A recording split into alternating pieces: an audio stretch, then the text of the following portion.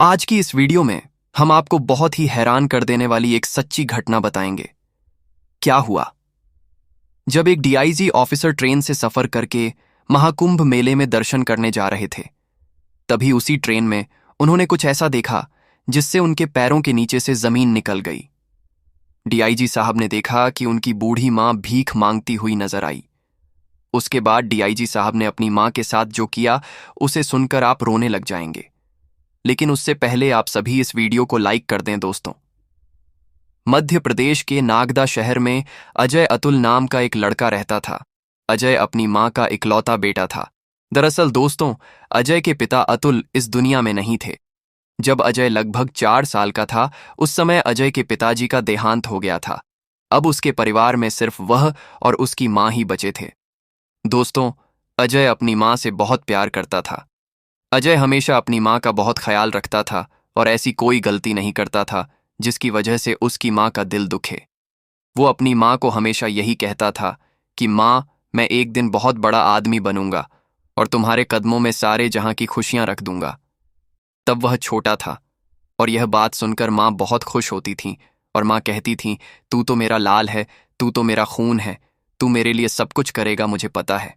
दोस्तों, अजय की मां के जीवन में जीने की उम्मीद सिर्फ अजय ही था, क्योंकि अजय और मां दोनों ही एक दूसरे के सहारे थे। वक्त धीरे धीरे आगे बढ़ता गया। दोस्तों, अजय जो था वह बहुत मासूम था, लेकिन वह पढ़ाई लिखाई में बहुत होशियार था और उसे बोलने में थोड़ी सी दिक्कत होती थी। वह थोड़ा सा हकलाकर बोलता था। इस वजह से उसके जीतने भी दोस्त थे। वह सब उसका मजाक उड़ाते थे। वह जब स्कूल में भी जाता तो टीचर भी कई बार उसका मजाक बनाते थे। लेकिन दोस्तों, वह एक बहुत ही गरीब घर का बेटा था। इस वजह से वह ना तो किसी से ज्यादा बात करता था और ना ही लोगों की बातों पर ध्यान देता था। उसकी मां उसको हमेशा यही कहती थी कि बेटा, अगर यह दुनिया वाले तुम्हें कुछ भी बोले तो तुम इस कान से सुनकर इस कान से निकाल देना, लेकिन कभी भी इनकी बातें दिल पर मत लेना, वरना तुम हमेशा जीवन में पीछे ही रह जाओगे। तब यह बात सुनकर अजय अपनी मां को बोलता है कि ठीक है मां, जैसा तुम कहोगी मैं वैसा ही करूंगा।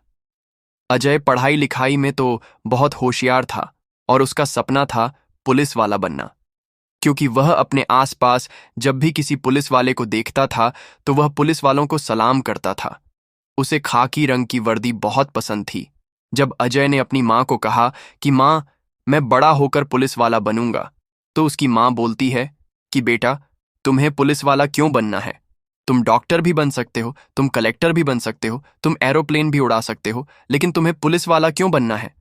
तब अजय कहता है कि मां, मैं पुलिस वाला बन के हर जरूरतमंद व्यक्ति की सहायता करूंगा। मैं हमेशा अच्छा और एक ईमानदार व्यक्ति बनकर रहूंगा। अब दोस्तों, समय धीरे धीरे आगे बीतता गया और अजय की मां भी बोलती है कि ठीक है बेटा, तुम पुलिस वाला ही बनना। जब अजय कक्षा 10वीं में पहुंचा तो अजय कक्षा 10वीं में बहुत अच्छे अंकों से सफल हुआ और उसकी इस सफलता का श्रेय जाता था उसकी मां को। क्योंकि दोस्तों, अजय की परवरिश उसकी मां ने बहुत अच्छे तरीके से की थी। अजय की मां आसपास के घरों में झाड़ू पोछे का काम करके जो पैसे कमाती थी, वह सारा पैसा उसकी पढ़ाई में लगा देती थी। और अजय भी यह बात समझता था कि मेरी मां बहुत मेहनत से पैसा कमाती है, इसलिए मुझे अच्छे से पढ़ाई करके अपनी मां का नाम रोशन करना है और अपनी मां को गर्व महसूस करवाना है। अब दोस्तों, अजय तो बहुत समझदार बच्चा था। समय और आगे बढ़ता गया। जब अजय ने कक्षा 12वीं की परीक्षा दी तो उस 12वीं की कक्षा में अजय पूरे शहर में सबसे प्रथम आया। और जब प्रथम आया तो उसको लगभग 25,000 की छात्रवृत्ति भी मिली, क्योंकि वह मेधावी छात्र में आया था। इस वजह से उसे 25,000 की छात्रवृत्ति मिली।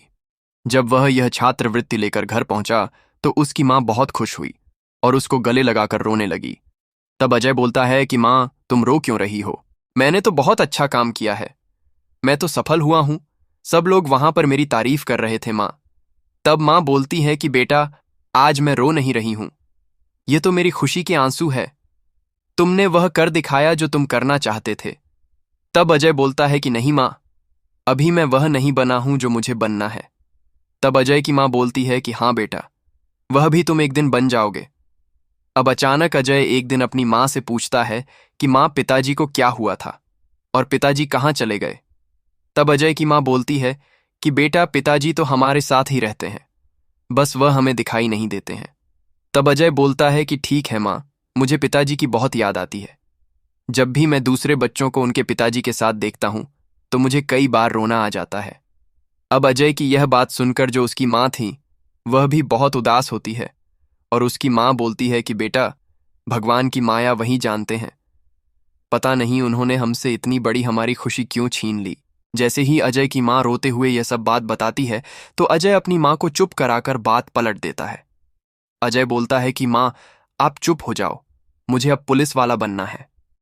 तब उसकी माँ बोलती है कि हाँ बेटा, तुम बन जाना, तुम पढ़ाई लिखाई अच्छे से करो और तुम अच्छी मेहनत करो।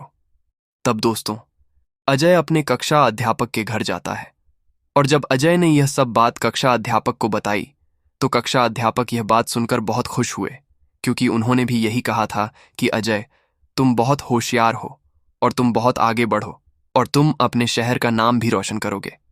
अब दोस्तों, उस वक्त अजय के कक्षा अध्यापक ने अजय की पढ़ाई लिखाई में बहुत मदद की। अजय ने पुलिस की परीक्षा देना शुरू कर दिया था। अजय दिन रात मेहनत करके पढ़ाई करता था और अजय की माँ भी उसका बहुत ध्यान रखती थी और उसको किसी भी प्रकार की तकलीफ ना हो इस बात का विशेष ध्यान रखती थी। धीरे धीरे समय आगे बीतता गया और अजय ने यूपीएसएससी की परीक्षा की तैयारी शुरू कर दी थी। अजय बहुत मेहनत करता था। अजय कई कई घंटों तक शहर के पुस्तकालय में बैठा रहता था और अजय अपने सपनों से समझौता नहीं करना चाहता था। जब उसने यूपीएसएससी की सारी प्रणालियों की परीक्षा पास की तो उसके बाद वह डीआईजी के पद पर नियुक्त हुआ, क्योंकि दोस्तों, डीआईजी का पद मिलना अजय के लिए कोई छोटी मोटी बात नहीं थी। जब यह खबर अजय की माँ और अजय के कक्षा अध्यापक ने सुनी तो उन दोनों की ही आंखों में आंसू आ गए थे, क्योंकि एक गरीब घर का बिन बाप का बेटा जब डीआईजी बना तो यह बात कोई साधारण बात नहीं थी दोस्तों। अजय अपने सपनों के बहुत करीब था, लगभग उसे अपना मुकाम मिल भी गया था। अब समय धीरे धीरे आगे बढ़ता गया और उसका जो तबादला हुआ था, यानी कि वह जहां पर डीआईजी बना था उस शहर का नाम था गंगापुर, जो कि राजस्थान का एक छोटा सा शहर था। वहां पर अजय डीआईजी के पद पर नियुक्त हुआ। अब दोस्तों, जब अजय ने वहां की कानून की व्यवस्था संभाली तो उसका वहां पर अच्छी तरह से सम्मान हुआ। अब अजय जो था वह वहां पर अकेला था और अजय जब अपनी ड्यूटी कर रहा था तो उस ड्यूटी के दौरान उस पुलिस स्टेशन में ही एक महिला अधिकारी थी। अब जब अजय उस महिला अधिकारी से मिला तो उन दोनों के बीच में बहुत अच्छी बनने लगी थी। वह दोनों धीरे धीरे बहुत पास आने लगे थे और उन दोनों के बीच में कब प्रेम हुआ पता ही नहीं चला। समय आगे बीतता गया और अजय ने अपनी प्रेमिका के साथ ही शादी कर ली थी, जो उसके ही पुलिस स्टेशन में एसपी के पद पर नियुक्त थी, जिसका नाम था माधुरी शर्मा। दोस्तों, अजय ने माधुरी शर्मा से शादी कर ली थी और शादी करके जब अजय 1 महीने के बाद अपनी माँ के घर गया तो उसकी माँ अपनी बहू को देखकर बहुत खुश हुई, क्योंकि दोस्तों, अजय को गंगापुर सिटी में जाए लगभग 1 महीना ही हुआ था और 1 महीने में ही इतना कुछ हो गया। तब अजय अपनी पत्नी से बोलता है कि क्यों ना अब मैं यहाँ पर अपनी माँ को लेकर आ जाऊं, क्योंकि यहाँ अब मैं सेटल हो चुका हूँ, मैंने शादी भी कर ली है और तुम मेरी धर्मपत्नी भी बन गई हो, तो मेरी माँ गांव में अकेले रहती है, इसलिए मैं अपनी माँ को भी मेरे साथ रख लेता हूँ, वह भी यहाँ पर रहेंगी। तब दोस्तों, जो माधुरी थी वह डीआईजी साहब यानी कि अजय से बोलती है कि यहाँ पर माँ कहाँ रहेंगी। तब डीआईजी साहब बोलते हैं कि कहाँ रहेंगी, मतलब हमें जो सरकारी आवास मिला है उस सरकारी आवास में माँ चैन से रहेंगी और मेरी नज़रों के सामने रहेंगी। तब माधुरी ऐसा करने से ना बोल देती है। माधुरी बोलती है कि माँ का ध्यान यहाँ पर कौन रखेगा, मैं भी पूरे दिन ड्यूटी करती हूँ, आप भी पूरे दिन ड्यूटी करते हैं, तो फिर माँ का ध्यान यहाँ पर कौन रखेगा और माँ यहाँ कैसे रहेंगी। तब जो डीआईजी साहब थे वह माधुरी को बहुत समझाते हैं कि माँ यहाँ पर रह लेगी, माँ यहाँ पर थोड़ा सा एडजस्ट कर लेगी, लेकिन माधुरी पता नहीं क्यों पर डीआईजी साहब की माँ को यहाँ लाने के लिए राजी नहीं थी। तब डीआईजी साहब बोलते हैं कि ठीक है, माँ को गांव में ही रहने देते हैं। डीआईजी साहब ने माँ के लिए गांव में एक अच्छा घर बनवाया और उस घर में 2 नौकर रखवाए और वह दोनों नौकर डीआईजी साहब की माँ की बहुत सेवा करते थे, लेकिन माँ हमेशा यही बोलती थी कि बेटा, मुझे इन नौकरों के साथ नहीं, मुझे अपनी बहू अपने बेटे के साथ रहना है। तब डीआईजी साहब कहते हैं कि माँ, बस आप कुछ दिन यहीं रहो, कुछ दिन के बाद मैं तुम्हें यहाँ से लेकर चला जाऊंगा और मैं हमेशा तुम्हें अपने पास रखूंगा। क्योंकि दोस्तों, जो डीआईजी साहब की माँ थी वह अजय से बहुत प्यार करती थी और अजय भी अपनी माँ से बहुत प्यार करता है। लेकिन कुछ वजह से वह अपनी माँ को अपने पास नहीं ला पा रहा था। और उसकी वजह यह भी थी कि डीआईजी साहब काम में बहुत व्यस्त रहते थे और डीआईजी साहब की पत्नी जो माधुरी थी वह भी काम में बहुत व्यस्त रहती थी। अब धीरे धीरे समय आगे बीतता गया। लगभग 1 से 1.5 साल हुआ था और दोस्त डीआईजी साहब जो थे वह हर महीने अपनी माँ के लिए कुछ पैसे भेजते थे और वह पैसे वह माधुरी को देते थे और माधुरी डीआईजी साहब की माँ के पास पैसे नहीं भेजती थी। लेकिन अब कुछ समय बीत गया और डीआईजी साहब ने एक दिन अपनी माँ को घर पर फोन किया और माँ से पूछा कि माँ, तुम्हें हर महीने पैसे मिल तो जाते होंगे ना, और वहां पर तुम्हें किसी प्रकार की कोई तकलीफ तो नहीं हो रही है। तब जो डीआईजी साहब की माँ थी वह बोलती है कि बेटा, तुमने मुझे पैसे कब भेजे यहाँ पर, तो मुझे कोई भी पैसा नहीं मिल रहा है। तब जो डीआईजी साहब थे वह कहते हैं कि मैंने तो माधुरी को पैसे दिए थे, तुम्हें पैसे भेजने के लिए क्या, तुम्हें माधुरी ने पैसे नहीं भेजे। तब माँ बोलती है कि नहीं बेटा, नहीं भेजे हैं। तब डीआईजी साहब माधुरी से पूछते हैं कि माधुरी, तुमने हर महीने माँ को पैसे क्यों नहीं भेजे। तब माधुरी बोलती है कि यहां पर हम इतना नहीं कमा पाते हैं कि तुम्हारी माँ के लिए भी पैसे भेज सके। अब यहां पर माधुरी के मन में लालच आ गया था, क्योंकि डीआईजी साहब की जो तनख्वाह थी उस तनख्वाह से माधुरी के अंदर लालच जाग उठी थी। लेकिन माधुरी भी एसपी थी, इस वजह से माधुरी थोड़े खुले विचारों वाली थी और उस खुले विचारों की वजह से ही डीआईजी साहब अपनी माँ को अपने पास नहीं ला पा रहे थे। अब दोस्तों, धीरे धीरे समय आगे बीतता गया और डीआईजी साहब और माधुरी के बीच छोटे मोटे क्लेश होने लगे, क्योंकि माधुरी को डीआईजी साहब की माँ को अपने पास रखना पसंद नहीं था। इस वजह से बात बहुत आगे बढ़ती गई और डीआईजी साहब ने माधुरी को हमेशा के लिए तलाक दे दिया, क्योंकि दोनों के बीच बहुत अनबन होती थी। और जब पैसों वाली बात भी डीआईजी साहब के सामने आई तो डीआईजी साहब का बहुत दिल दुखा। अब दोस्तों, समय आगे बीतता गया और डीआईजी साहब तलाक लेने के बाद जब अपनी माँ को 3-4 महीने के बाद घर लेने पहुंचे, तब माँ वहां पर नहीं थी, क्योंकि माँ को पता चल गया था कि अब मेरा बेटा मेरा इतना ध्यान नहीं रखता है, मेरा बेटा अब सिर्फ अपनी पत्नी में ही खोया रहता है। लेकिन माँ को यह नहीं पता था कि उनके बेटे ने अपनी बहू को तलाक दे दिया है, क्योंकि डीआईजी साहब यह सोचते थे कि वह नहीं चाहते थे कि यह बात माँ को पता चले और माँ दुखी हो। इसलिए डीआईजी साहब ने अपनी तलाक की प्रक्रिया को लगभग 3 महीने तक जारी किया और 3 महीने के बाद माधुरी को तलाक दे दिया और फिर दोनों का ही अलग अलग शहर में तबादला हो गया। अब दोस्तों, जब डीआईजी साहब अपने घर अपनी माँ को लेने जाते हैं तब उस घर पर कोई नहीं था। डीआईजी साहब ने जो 2 नौकर रखे थे वह नौकर भी उस घर पर नहीं थे और ना ही डीआईजी साहब की माँ घर पर नहीं थी। उस घर पर ताला लगा हुआ था। जब डीआईजी साहब ने आसपास रह रहे कुछ लोगों से तो पूछा, तो उन लोगों ने बताया कि नहीं, लेकिन यहाँ पर जो अम्मा रहती थी, जो मालकिन रहती थी, उन्हें घर छोड़े लगभग 2 महीने हो चुके हैं और जो नौकर थे वह भी अब यहाँ पर नहीं आते हैं। तो डीआईजी साहब ये देखकर और सुनकर बहुत घबरा जाते हैं, क्योंकि डीआईजी साहब की माँ की उम्र बहुत थी और डीआईजी साहब की माँ बूढ़ी थी। डीआईजी साहब यही सोचते हैं कि आखिर मेरी माँ कहाँ गई, आखिर मेरे से इतनी बड़ी गलती कैसे हो सकती है, क्या मैंने कहीं अपनी माँ को खो तो नहीं दिया। डीआईजी साहब अपनी माँ को बहुत ढूंढते हैं। जिस शहर में डीआईजी साहब ने अपनी माँ का घर बनवाया था, उस शहर के एक एक वृद्धा आश्रम में जाकर डीआईजी साहब छानबीन करते हैं, लेकिन वहां पर उन्हें माँ नहीं मिलती है। तब डीआईजी साहब बहुत परेशान हो जाते हैं और डीआईजी साहब ने बहुत कोशिश की, बहुत सारे पुलिस वालों को भी बोला कि मेरी माँ को ढूंढो, लेकिन उन्हें माँ नहीं मिली। अब दोस्तों, समय आगे बीतता गया था। डीआईजी साहब अब सिर्फ अकेले ही रह गए थे, क्योंकि उनके जीवन में ना तो पत्नी का सुख था और ना ही माँ का सुख था। अब डीआईजी साहब सोचते हैं कि मुझे कुछ समय के लिए अकेले रहना पड़ेगा। तब दोस्तों, जनवरी 2025 में महाकुंभ का मेला लगने वाला था और डीआईजी साहब मानसिक शांति के लिए उस कुंभ के मेले में ट्रेन की यात्रा करके जा रहे थे।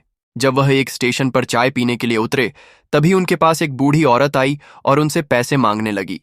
जैसे ही डीआईजी साहब ने पीछे मुड़कर देखा तो वह पैसे मांगने वाली बूढ़ी औरत कोई और नहीं बल्कि डीआईजी साहब की माँ ही थी। दरअसल दोस्तों, डीआईजी साहब उस वक्त सादे कपड़ों में ही यात्रा कर रहे थे। अब जैसे ही उन्होंने अपनी माँ को देखा तो वह अचानक से रोने लग गए और कहा कि माँ, तुम यहाँ क्या कर रही हो, मैंने तुम्हें वहां पर घर बनवा कर दिया था, वहां पर 2 नौकर मैंने तुम्हारे लिए रखे थे, तो फिर तुम ये सब क्या कर रही हो। तब माँ रोते हुए बोलती है कि बेटा, जब तुमने अपनी प्रेमिका से शादी की थी, बहू से शादी की थी, उसके बाद से तुम मुझे भूल गए थे ना। तुम महीनों महीनों तक मुझसे मिलने आते और ना ही मुझे फोन करके मुझसे बात करते। तुम इतने बिजी हो गए थे कि तुम भूल गए थे कि तुम्हारी एक माँ भी है। तब डीआईजी साहब को अपने किए पर बहुत ही ज्यादा पछतावा होता है और डीआईजी साहब उसी रेलवे स्टेशन पर अपनी माँ से पैरों में गिरकर माफी मांगते हैं और बोलते हैं कि माँ मुझे माफ कर दो। शायद ही इस दुनिया में कोई ऐसा बेटा होगा जो अपनी माँ के साथ ऐसा बर्ताव करेगा। माँ, मैं उस वक्त समझ नहीं पा रहा था कि मेरे लिए क्या सही है और क्या गलत है। तब माँ बोलती है कि बेटा, इसी को जीवन कहते हैं। अगर तुम्हें सब कुछ समझ आ जाता तो आज मैं यहां पर यह भीख नहीं मांग रही होती। तब डीआईजी साहब अपनी माँ को गले लगाकर बहुत रोते हैं और कहते हैं कि माँ, तुम मेरे साथ चलो, तुम्हें यह सब करने की कोई जरूरत नहीं है। और तुमने अपना घर क्यों छोड़ा? तब माँ बोलती है कि बेटा, मैं उस घर में क्या करती? उस घर में मेरा कोई अपना नहीं था, न मेरा बेटा था, न मेरी बहू थी और कोई भी नहीं था। तब डीआईजी साहब कहते हैं कि कोई बात नहीं माँ, तुम मेरे साथ कुंभ के मेले में चलो। हम वहां पर बहुत शांति से रहेंगे कुछ समय के लिए। उसके बाद मैं तुम्हें अपने शहर में लेकर जाऊंगा जहां पर मैं डीआईजी के पद पर नियुक्त हूं। तब डीआईजी साहब अपनी माँ को लेकर उस कुंभ मेले में जाते हैं। उस कुंभ मेले में जाकर डीआईजी साहब को अब समझ आता है कि जीवन में माँ का होना कितना जरूरी है, क्योंकि हर बच्चा अपनी माँ को बहुत प्यार करता है और हर बच्चा अपनी माँ के लिए ही सबसे पहले सोचता है। लेकिन कई बार कुछ चीजें ऐसी होती हैं जो हमें माँ के प्यार से दूर कर देती हैं। अब दोस्तों, जब उस कुंभ के मेले में डीआईजी साहब अपनी बूढ़ी माँ को लेकर घूम रहे थे, तब बहुत से लोग डीआईजी साहब को देख रहे थे और डीआईजी साहब की माँ की उम्र काफी ज्यादा थी। इस वजह से लोग यह भी सराहना कर रहे थे कि यह कितना भाग्यशाली बेटा है जो अपनी इतनी बूढ़ी माँ को लेकर इस कुंभ के मेले में स्नान करवाने आया है। ये तो बिल्कुल श्रवण कुमार ही है, लेकिन असलियत क्या थी ये डीआईजी साहब और उसकी माँ ही जानते थे। तब डीआईजी साहब को बहुत अफसोस हुआ कि मैंने अपनी माँ के साथ जो भी किया वह बहुत गलत किया। डीआईजी साहब उस कुंभ के मेले के दौरान अपनी माँ को यह वचन देते हैं कि माँ, मैं तुम्हें यह वचन देता हूं कि आज के बाद मेरी वजह से तुम्हें कभी किसी प्रकार का दुख, कभी किसी प्रकार की तकलीफ नहीं होगी। मैं हमेशा तुम्हें अपने पास रखूंगा। तब दोस्तों, धीरे धीरे समय आगे बीतता गया और डीआईजी साहब अपनी माँ को लेकर अपने घर आए और अपने घर कुछ दिन रहकर वह वापस से अपने सरकारी आवास पर चले गए जहां पर उनकी नौकरी थी। जब माँ ने उस सरकारी आवास में प्रवेश किया तो माँ बहुत खुश हुई, क्योंकि वह सरकारी आवास छोटा मोटा नहीं था बल्कि अच्छा खासा बड़ा था। यह देखकर माँ बहुत खुश हुई और अपने बेटे से कहने लगी कि बेटा, आखिर तुमने वह सब कुछ पा लिया जो तुमने बचपन में मुझसे कहा था। तब डीआईजी साहब कहते हैं कि हाँ माँ, मैंने तुम्हें छोड़कर सब कुछ पा लिया था, लेकिन अब तुम मिल गई हो तो अब मुझे किसी और चीज की जरूरत नहीं है। ये कहकर डीआईजी साहब रोते रोते अपनी माँ को गले लगा लेते हैं। लेकिन माँ की ममता तो दोस्तों माँ है। माँ ने कहा कि ठीक है बेटा, तुम रो मत, तुम जैसे से भी हो, जो भी हो, मेरे बेटे हो और गलती हर इंसान से होती है, तुम अपनी भी गलती भूल जाओ। तब दोस्तों माँ और डीआईजी साहब वापस से एक होकर उस घर में खुशी खुशी रहने लगे। तो आप सभी को यह घटना कैसी लगी? आप सभी इस घटना को हमें कमेंट बॉक्स में अवश्य बताएगा और अपनी राय दीजिएगा और हमारे चैनल को सब्सक्राइब कर दीजिएगा। दोस्तों, आप क्या कहना चाहते हैं डीआईजी साहब के बारे में? दोस्तों, आप क्या कहना चाहते हैं माधुरी के बारे में? आपकी जो भी राय है कमेंट बॉक्स में लिख सकते हो, वीडियो को शेयर कर सकते हो। इस कहानी को सुनाने का उद्देश्य किसी का दिल दुखाना या उसको ठेस पहुंचाना नहीं था। यह कहानियां आपको सिर्फ इसलिए सुनाई जाती हैं ताकि आप लोग इनसे कुछ ना कुछ सीख सके, कुछ ना कुछ सबक हासिल कर सके और उसे चीज को अपने जीवन में अप्लाई कर सके। वीडियो देखने के लिए आप सभी का बहुत बहुत धन्यवाद।